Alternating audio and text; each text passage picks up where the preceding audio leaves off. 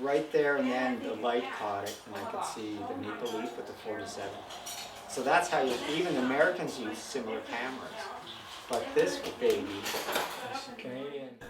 My name's Jack Williamson. Jack's the nickname for John.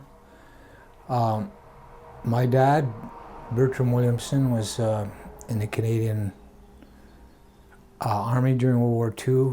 My understanding, 1940 to 1946. He had a long stay.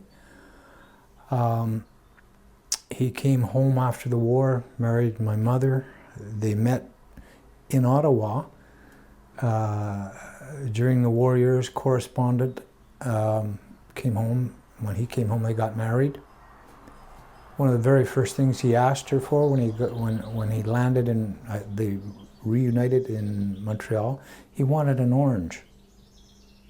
For some reason, he wanted an orange, and I remember that little story. I remember him as a very kind, gentle man. He wasn't a very large guy. He was about 5'5", 5'6". Apparently, he was soft-spoken, a nice singer, and everyone just thought he was the nicest guy, but that's maybe what they were telling me. He was a good dad, a very good dad, and my dad passed away when I was 8.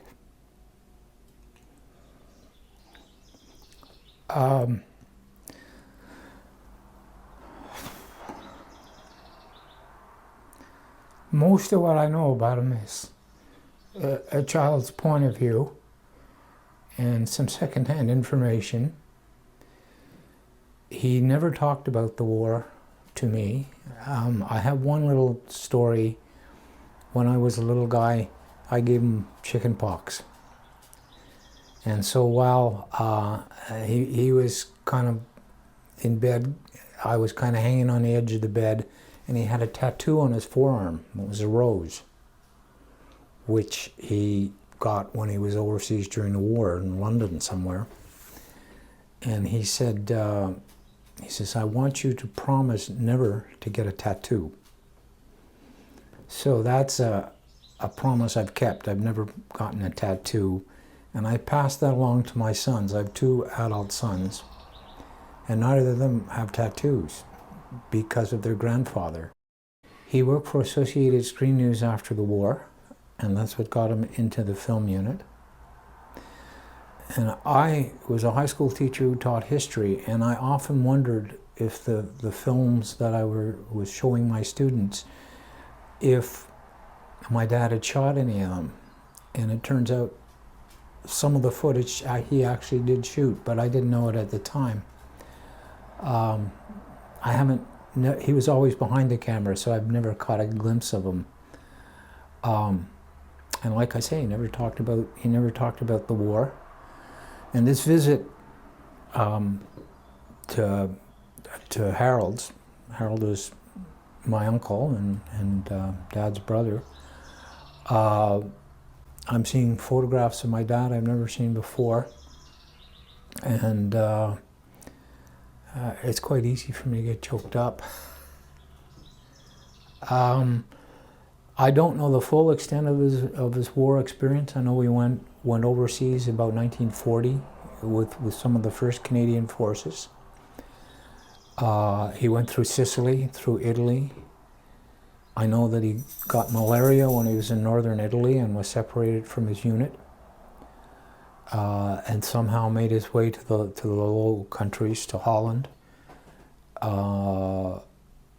There are a few war stories I know that I've heard about him being strafed by friendly Allied forces and hiding under an ammunition truck and not realizing it till he got out. I know there was a story that Harold told me. Hey, when he was in Holland, he had some new guy in his unit, and he was in charge of the unit, and they had moved into a small town, and they were carefully moving through the town, and this one fellow went ahead, and he went into a house or cottage, and he found a dead German soldier, and he was a bit of a joker.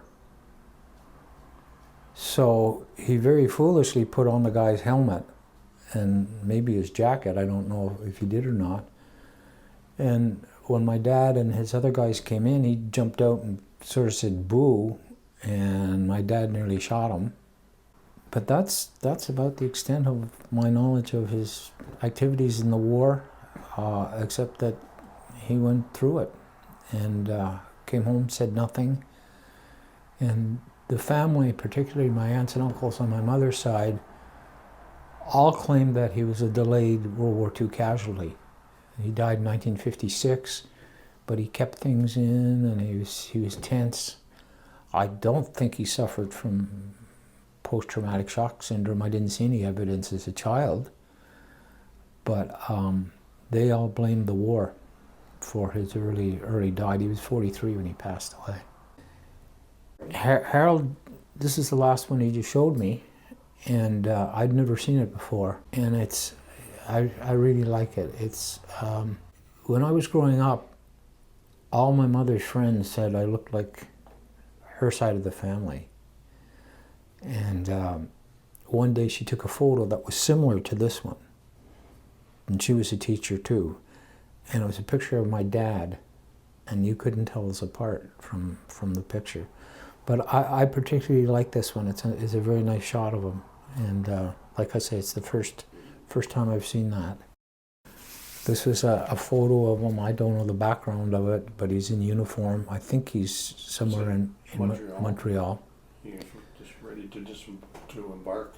Yeah, he was born in Montreal, as was I, and spent part of his growing up time, I guess, in Point Fortune, and a good part of it in Montreal.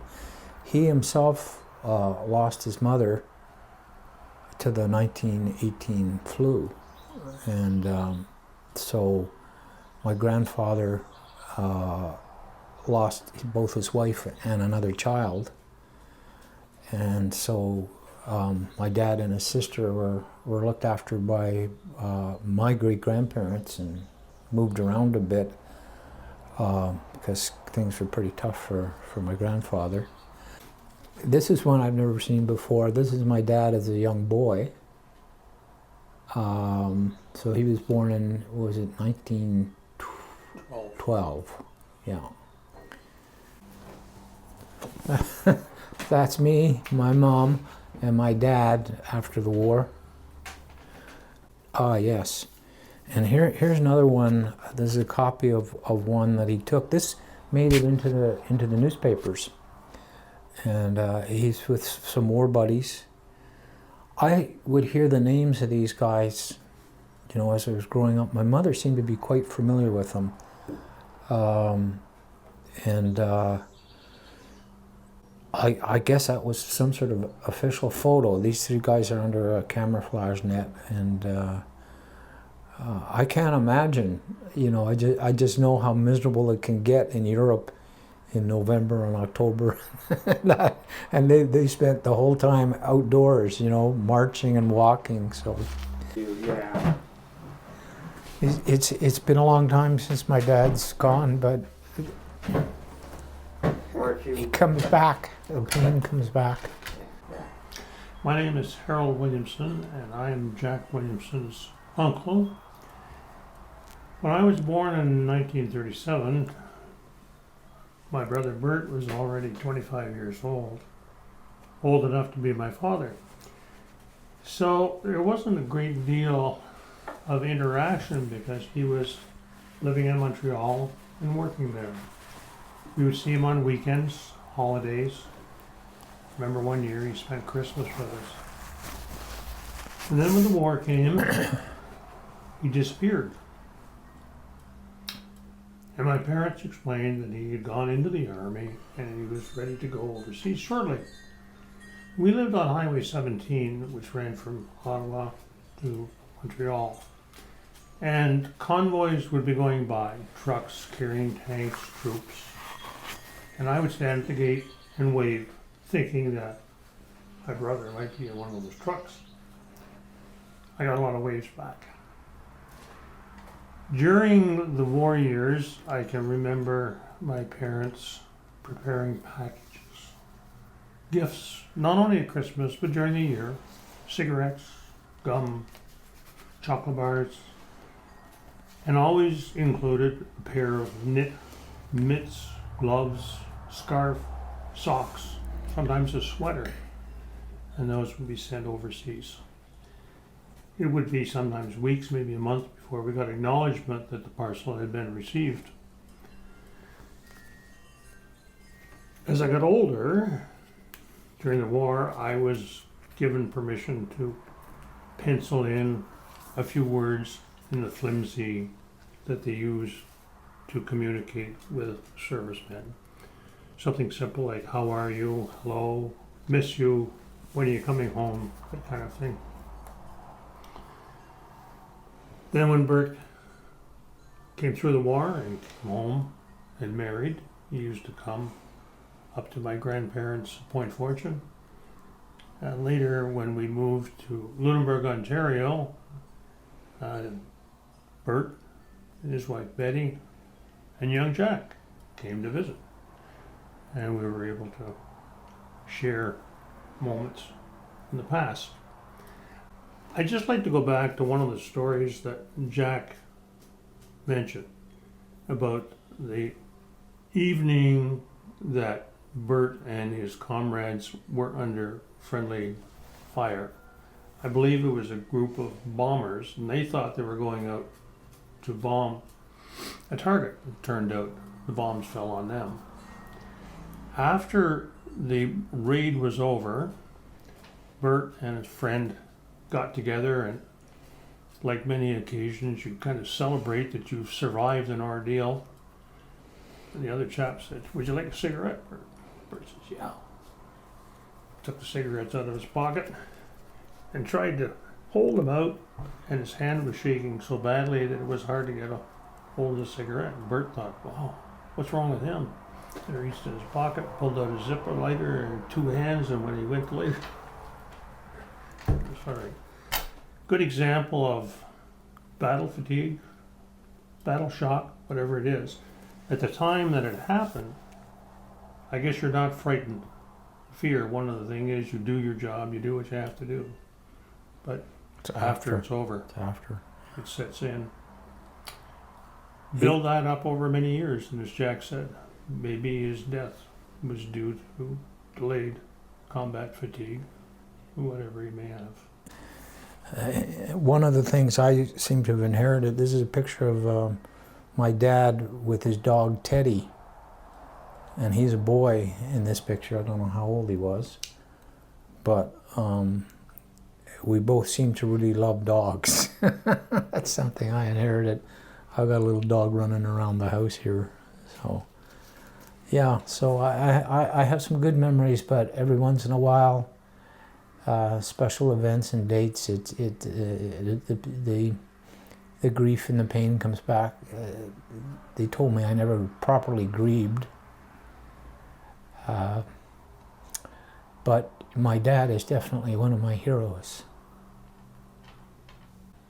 I taught high school history to grade 9s and 12s, and I used National Film Board films.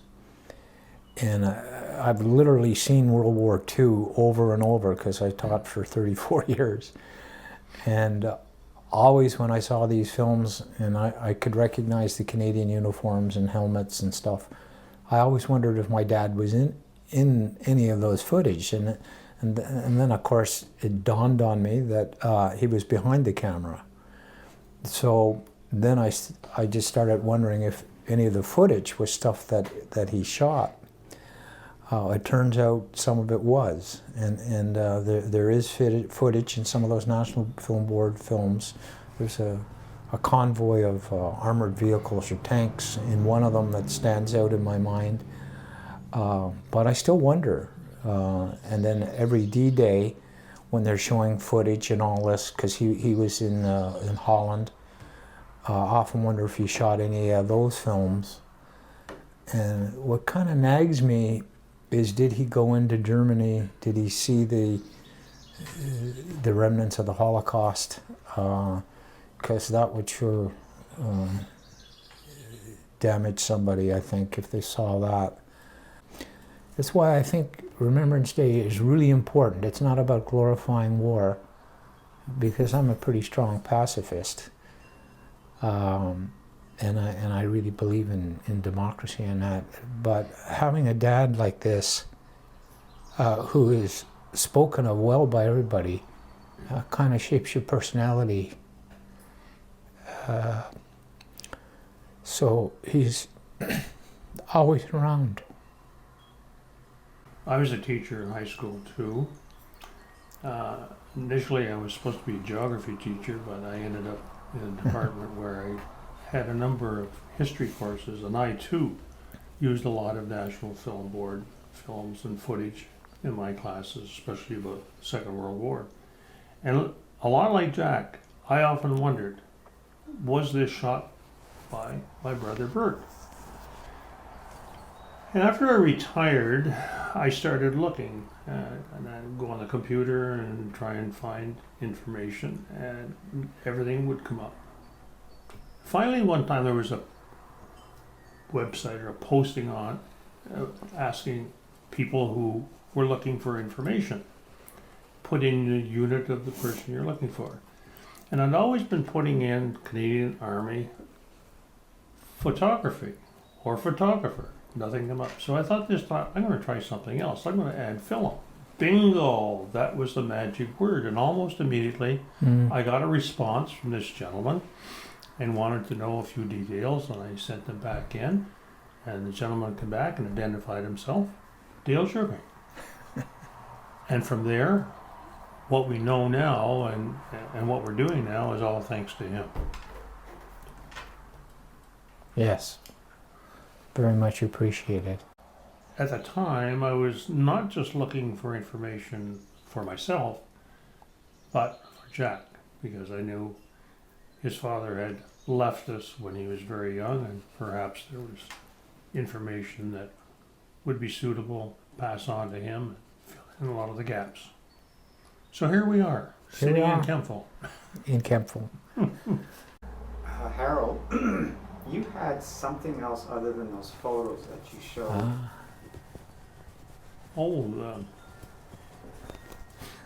This would be it. That's it. That's it. This was a badge that Bert had when he came back from the war, you know, among his stuff. I don't know that he took it with him, but anyway, he gave it to me. And I asked him what it was, and he said, this is the badge that belongs to the regiment that I originally enlisted in when war broke out in Montreal. And then he was seconded into the Canadian Army film and photographic unit. And so the badge was put away and never used again. So I thought appropriate to give it to Jack. I have a son who's very interested in his grandfather, and he'll be waiting to get this He'll too. enjoy that. Be able to do some research and find the name of the unit. Yeah. My mom raised me by myself. She eventually remarried, but I was married myself. So it was mostly my mom and I, and we lived in the house that my dad had lived in, and it was. I remember returning that August 1956 to a very, very empty house. Every Remembrance Day, they share Remembrance Day with me. We go down to the cenotaph in Fort Langley, British Columbia, where I live now. The boys have moved out. But they have a lot of honor and respect. And it's interesting how somebody's personality can reach down a couple of generations, because the boys are like their grandfather, who they never knew, and I barely knew, you know. And so anything that's connected to my dad, I just sort of glom on. I still have a pumpkinhead teddy bear that he gave me when I was about 3 or 4 years old. I can remember it hanging on a Christmas tree Christmas morning. And he'd taken me to the Santa Claus parade, and then he'd given me this. And I still have it. I still have it. So, you know, and I'm a grown adult. But it's not because it's a teddy bear, it's because it came from my dad. And I also grew up on a street where post-wartime housing, where just about all my friends, their dads were veterans and had served overseas and seen combat. And they never talked about the war either. And but they were all good men. But one man did talk about having a shell go off and being wounded and deafened and stuff like that. But that was only because as a child I naively asked him about it. But mostly they didn't say anything. They just came and got on with their lives, and they all seemed to be pretty good dads too. Because he died early, and the circumstances, I didn't get to go to his funeral. So Remembrance Day is Memorial Day.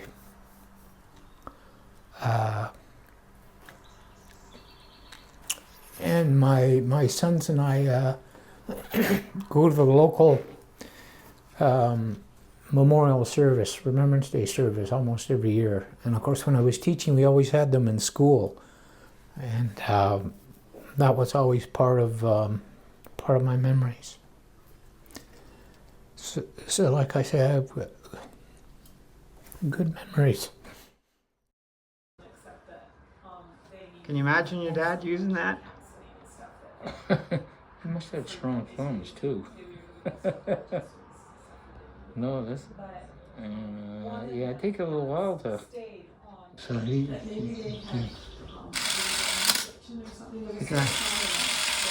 So that would have been something they would have experienced. Wow. 2 windows. Yeah. And that kind of stuff. I can't remember what Jack. Wow.